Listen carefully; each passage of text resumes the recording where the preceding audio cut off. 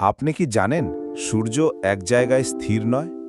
আধুনিক বিজ্ঞান যা আজ জানে, কোরআন তা 1400 বছর আগেই জানিয়েছে।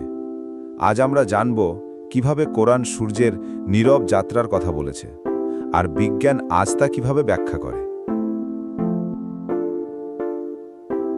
সূর্যের গতি, বৈজ্ঞানিক সত্য।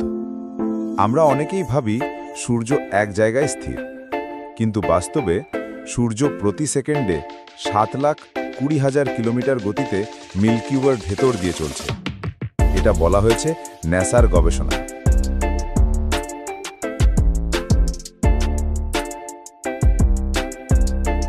সূর্যের গতি কোরআনের দৃষ্টিতে সূরা ইয়াসিন আয়াত 38, والشمس تجري لمستقر لها ذلك تقدير العزيز العليم। আর সূর্য চলে তার নির্ধারিত গন্তব্যে। এটাই সর্বশক্তিমান, সর্বজ্ঞানের নিদর্শন।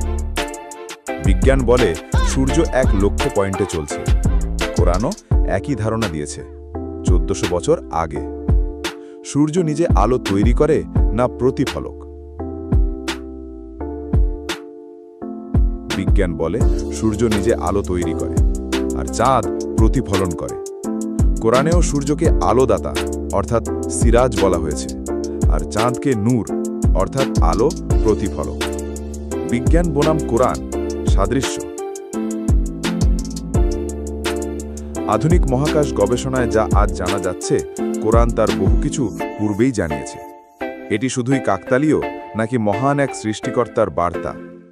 কোরআন শুধু ধর্মগ্রন্থ নয়, এটা বিজ্ঞানের এক অপার উৎস।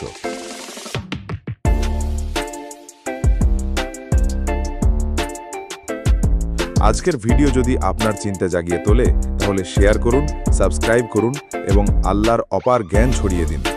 আর কমেন্টস করেও আমাদেরকে জানিয়ে দিতে পারেন। জানো দুনিয়া বিডি।